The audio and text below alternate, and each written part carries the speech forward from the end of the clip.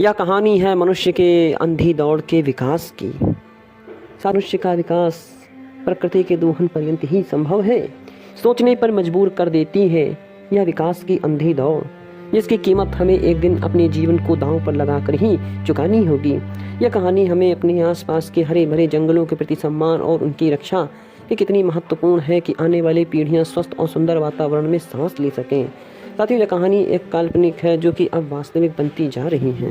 यह कहानी के अंतर्गत हम देखेंगे जो हैदराबाद में कट रहे जंगलों पर क्या प्रकृति पर प्रभाव पड़ रहा है। ये कहानी एक स्थान की नहीं, संपूर्ण विश्व में विकास की अंधी दौड़ हमें हम देख सकते हैं।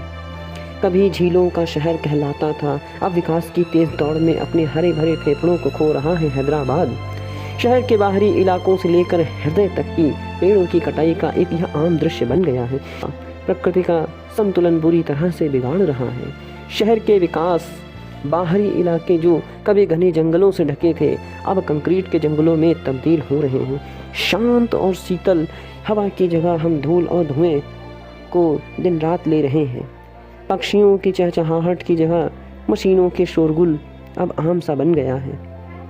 वन्य जीव और जिसका कभी इन जंगलों पर कभी राज हुआ करता था अब भोजन और आश्रय की तलाश में भटक रहे हैं।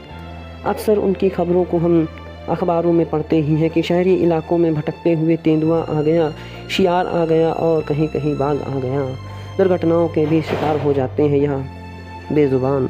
शहर के अंदर भी कुछ स्थिति खासा अच्छी नहीं रह गई है। अब पार्कों और हरे भरे क्षेत्रों को अतिक्रमण का सामना पड़ रहा है। पुराने पेड़ और जो शहर की हवा को शुद्ध करते थे, तापमान को नियंत्रित करते थे, विकास के नाम पर बेरहमी से यह काटे जा रहे हैं। बच्चों के खेलने के लिए हरी भरी जगहें अब सिकुड़ती जा रही हैं। शहरों के निवासी ताज़ी हवा और शांति के लिए अब तरस रहे हैं मानो। कटते हुए जंगलों का सबसे दुखद पहलू हमें यह देखने को मिलता है, यह सिर्फ पेड़ों की हानि नहीं बल्कि पूरी पारिस्थितिकी तंत्र का विनाश है। पेड़ों मिट्टी के बांधे रखते थे, भूजल स्तर को बनाए रखते थे और वर्षा को आकर्षित करते थे। उनकी कटाई से मिट्टी का कटाव भी बढ़ता जा रहा है। जल भराव की समस्या अब आम हो गई है।